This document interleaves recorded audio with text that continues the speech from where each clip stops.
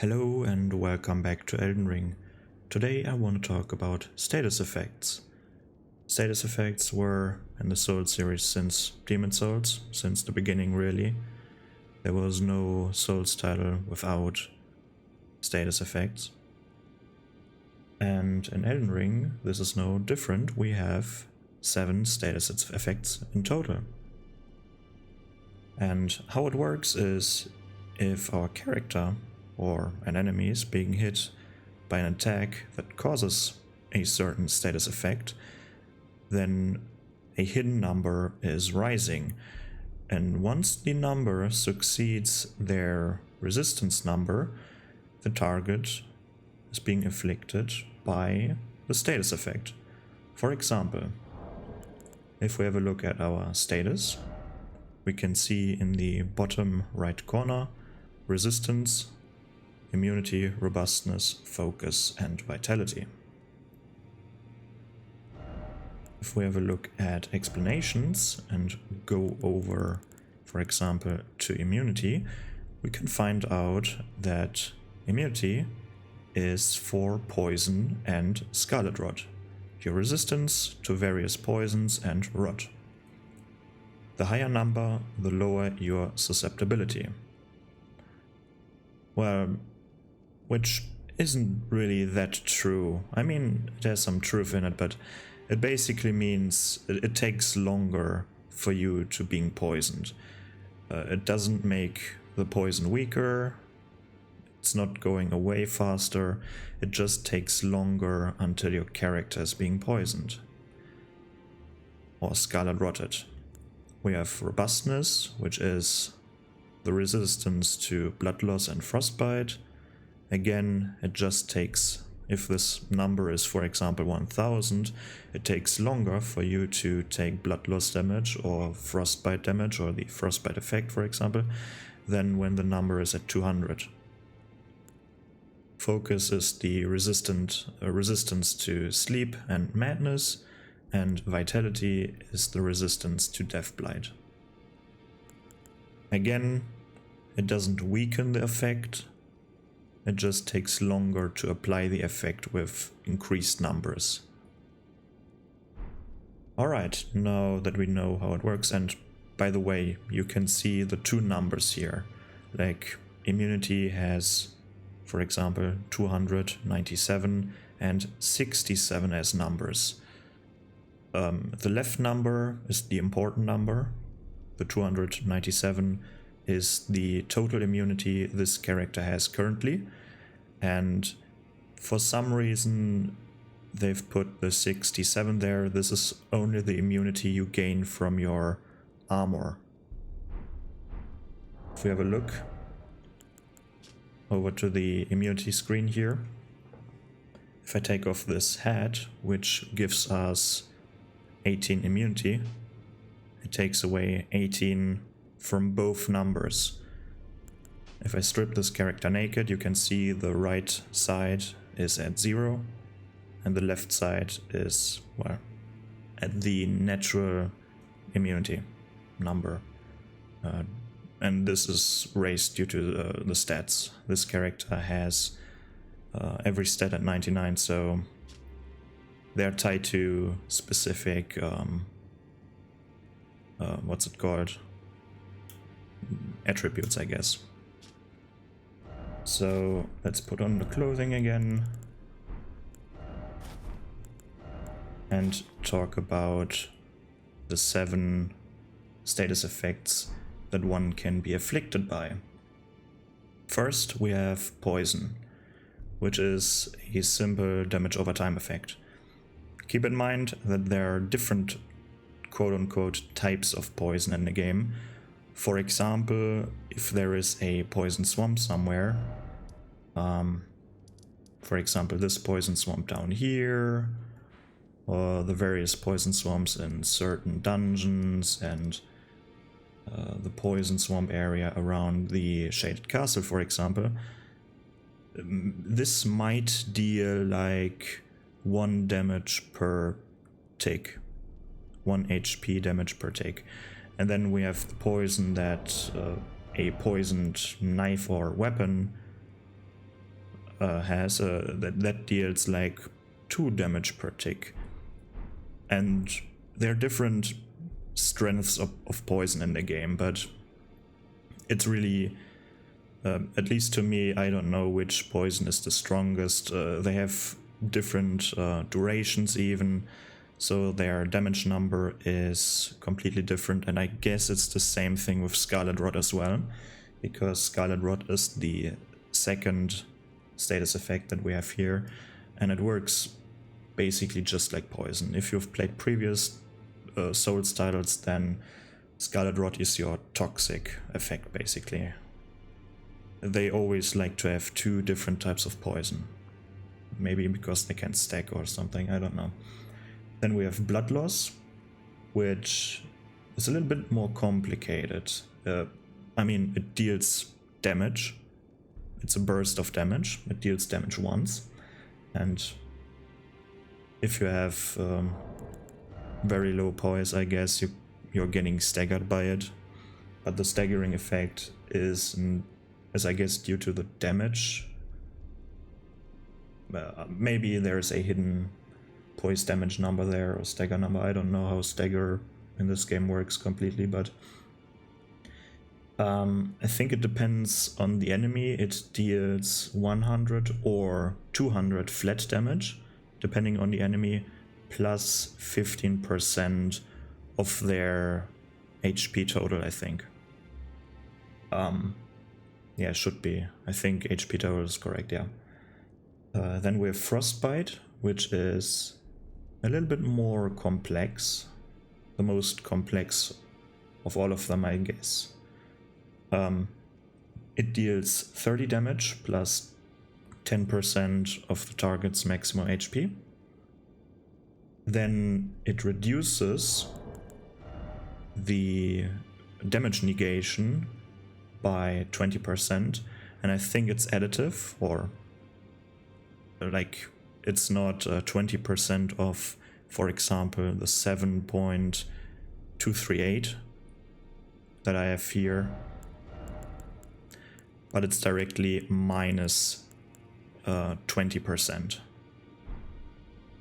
And it also slows the target's stamina regeneration, and this debuff, the minus 20% damage negation and the slower stamina regeneration, lasts for 30 seconds or until cleansed. And you can cleanse it by using these boluses here, or by getting hit by a fire attack, which is quite nice.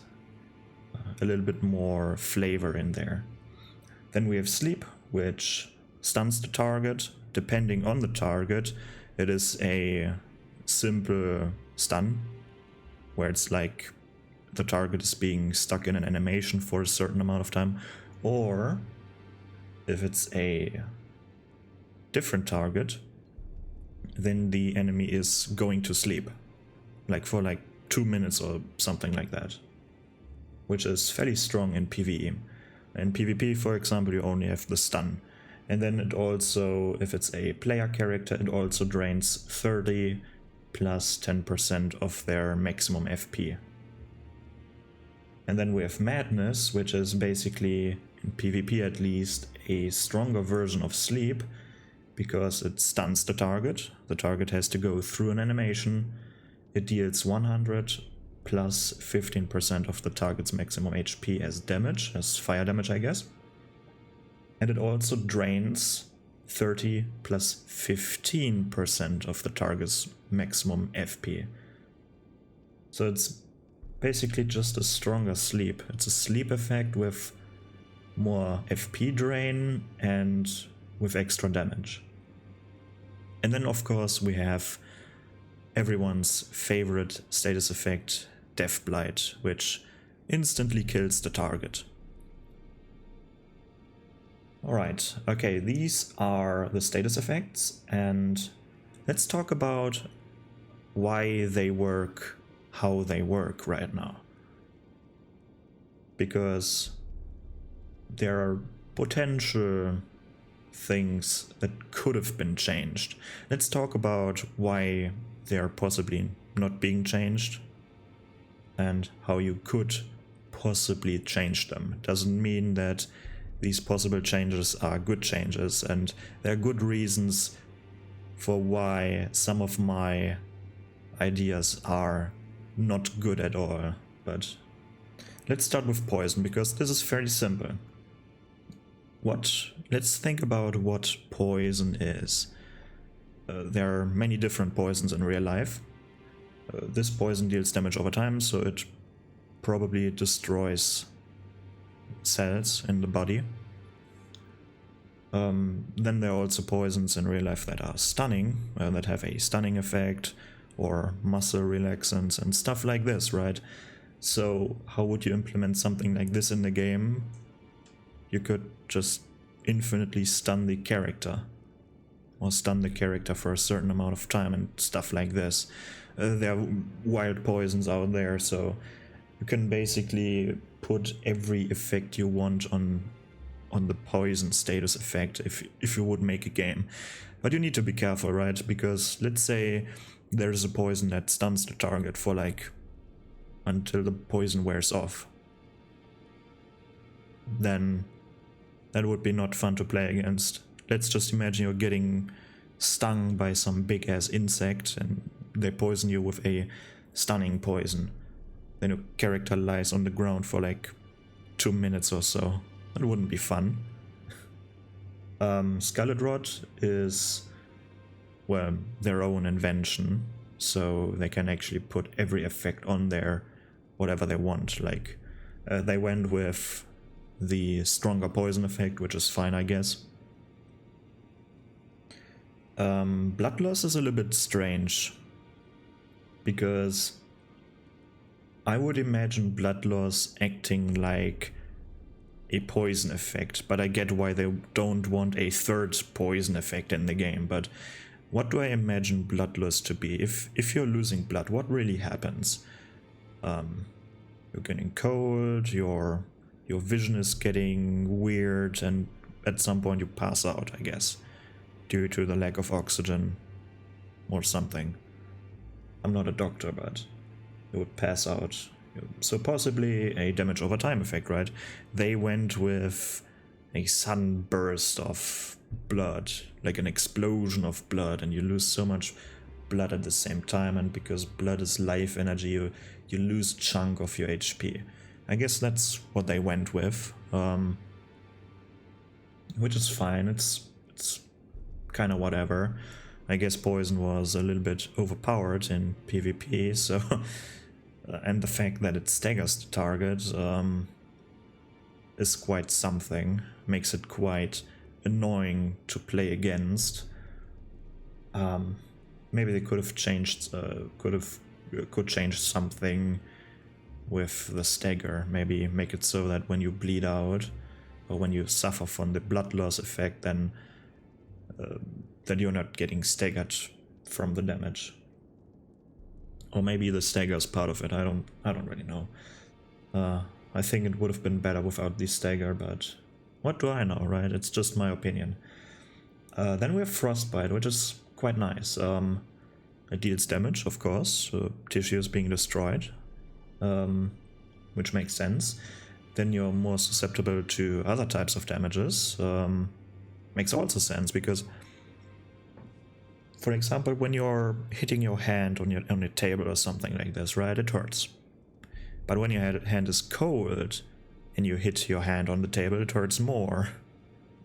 That's how I imagine this. This is my thought process behind this. So you take more damage, and yeah, there are also probably deeper meanings behind this, but let's not think about this too hard. And then the slower stamina regeneration would also make sense, right? When you're cold, you're more shivering, you're moving slower. And fire damage cures it, which is, it's quite funny. Of course, you're getting warm again, so the effect goes away. I think it would make more sense if you're getting hit by fire attacks to take away some remaining seconds of the debuff timer, because the debuff timer usually is 30 seconds, and then why not make it so that when you're getting hit by a fire attack, shave off like 5 seconds of the timer. Maybe that would have been too overpowered then, because you could hit them with multiple fire attacks, but I mean, you can use every other element for that too, so I don't really get it. Sleep. Sleep is quite interesting, because this is how I would imagine sleep to work in this game. You can sleep enemies in PvE, which is amazing. Most enemies can be slept so that they are out for like 2 minutes, which is awesome. Major bosses can't be slept, or they have the second type of sleep, which is like they're blacking out for like 1 or 2 seconds, which makes the fight good, right? It's, imagine you could sleep a target. Imagine you could sleep the end boss of the game. Imagine you could sleep them, and then you're buffing yourself, you heal yourself for maybe you do your homework, and then they wake up and you fight them back again, just to sleep them again. Or imagine you poison them and then you sleep them, and the poison ticks away at them because it's not waking them up. That would be kind of bad, right? And the FP drain is also good, because, well, if we have a look at FP is the short version for focus points. And while you're sleeping, you're not focusing on your focus points, on whatever you're focusing there. So you're losing some of your focus points, and when you suddenly wake up, or when you're drifting in and out of sleep, you're not as focused as when you're awake, right? So it makes sense. Then we have madness. Madness is something weird, because it's a very amazing status effect. It's my favorite status effect in the game. I really like madness. The concept is awesome, and I like to talk about madness a lot. But the problem with madness is, like, it's only working on player characters. Why? It's stunning the target because they go through an animation. It deals fire damage to them, and it drains FP. All of that makes sense. I mean, it's a fire attack, your eyes are burning, like fire damage. It stuns the target because, well, your eyes are burning. You have to grip your eyes and scream, I guess. That's how it works in the game. Makes sense. And you're losing focus points because, of course, you're losing focus. I mean, your eyes are on fire. How can I focus with that, right? But this is really a missed opportunity. Like, at least wouldn't it be cool if you're fighting like Godfrey, for example, and you use your madness attacks on him and it finally triggers, and then why not give him a small stun animation? Like, raise his madness resistance, his focus, to like, I don't know, 500, 600, something, a high number, so that it takes a while until he is being afflicted by madness, but then why not just let him scream in agony and let him be stunned for like 2 seconds, and then he can fight on. I mean, we can already stagger big bosses. We can stagger them so that we can do a critical attack on them. Why not make this the exact same thing? And when the resistance number is that high, you can't just spam him to death with that thing. It's not like you can stun lock them. So I think this is a really missed opportunity. And then there is Deathblight, and oh boy. I mean, Deathblight instantly kills. It's like petrification and yeah, well, I guess petrification, and what's the other one? Wasn't there another one? What is it called? No, it's crystallization. No, I mean, oh, it's curse, right? It's called curse in Dark Souls 1, of course. I was thinking about, oh, you turn into a crystal thing, so it must be crystallized. No, it's curse. It's an insta kill. At least this time they've taken out the this halves your HP until you use this or that item. At least this isn't in the game anymore, and this was terrible. But it also only works on player characters, which is a missed opportunity. I think you should have been able to apply Death Blight on most enemies in the game. Maybe not major bosses, but your standard soldier, why aren't they affected by it? Is there a good lore reason for this? If yes, why? Why is there lore reason for this? Let me use my 2 Death Blight causing attacks to actually use this effect, because we have we only have the Eclipse Shoulder as a weapon with Death Flare, which causes Death Blight, and most of the time you're killing the target with the weapon, then without the Death Blight effect. So maybe you want to increase that, at least for PvE, if it would work on PvE. And then we have, what's it called, Fierce Mist or something, the spell here. Where is it there? Yeah, Fierce Mist. Release a mist of death before caster. This is basically useless. Like, you can use it for invaders, and that's it. I mean, maybe it would work against targets like big bosses, for example. Like bleeding is currently working. It deals just a little bit of damage. Maybe there is an animation where one of these roots or branches or whatever these are, the tentacles, is stabbing the boss, and then maybe there's a small animation that deals a little bit of damage, but they resist the damage. They're not dying directly. Why isn't that in a game like this? Isn't that a bit odd?